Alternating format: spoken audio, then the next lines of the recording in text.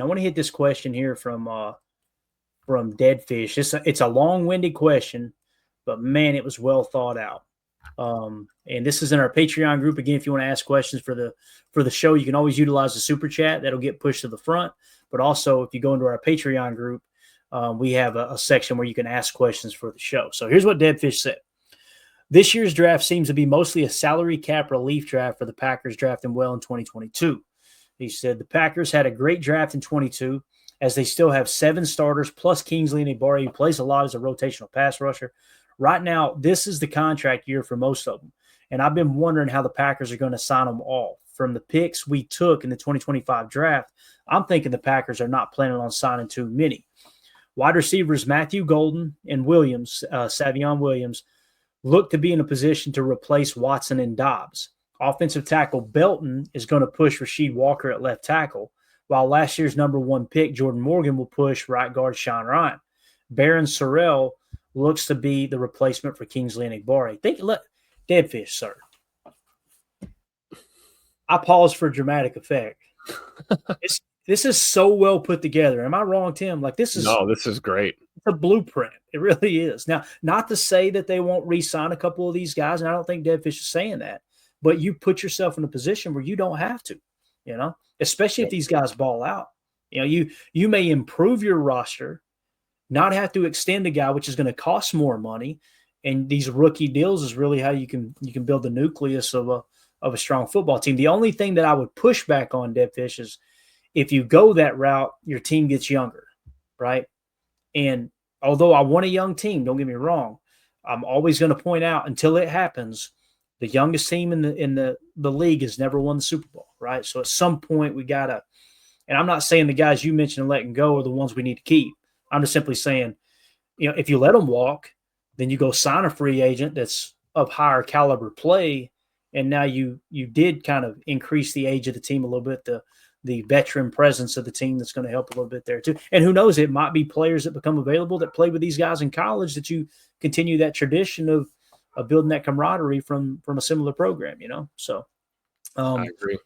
Next, he says defensive tackle Devontae Wyatt recently got the 5th-year option, so we could kick that can down the road for another year. And I personally believe they're going to sign an extension.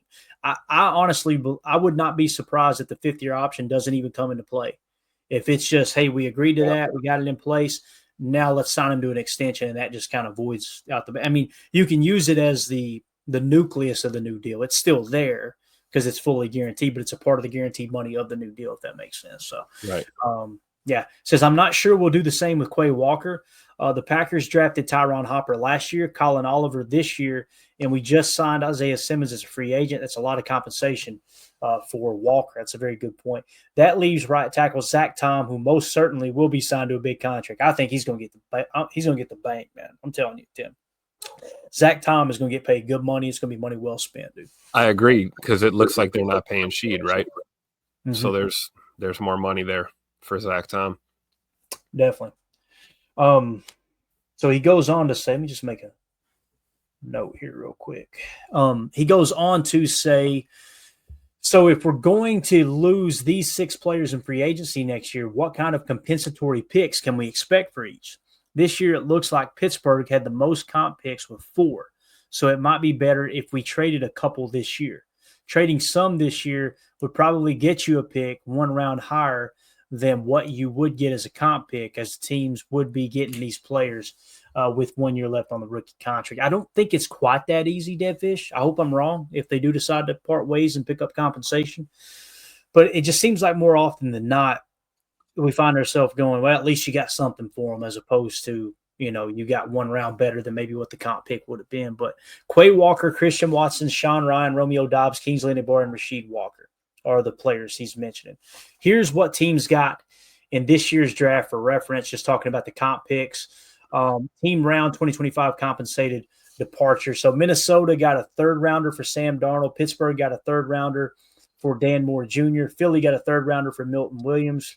Detroit got a 3rd rounder for Aaron Glenn.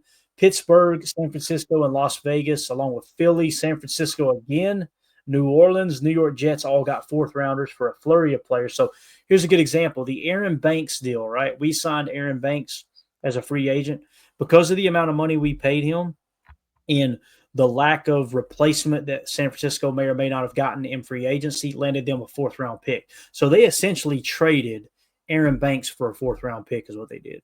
And that's where when you're willing to let guys walk, and it's what Dead Fish is talking about in this entire article, is that's how you kind of make it worth it. Like Romeo Dobbs, Tim, I wouldn't be surprised if Romeo Dobbs goes out this year and has a year like he has had in the past with no red flag issues and the concussions are not I just caught the ball.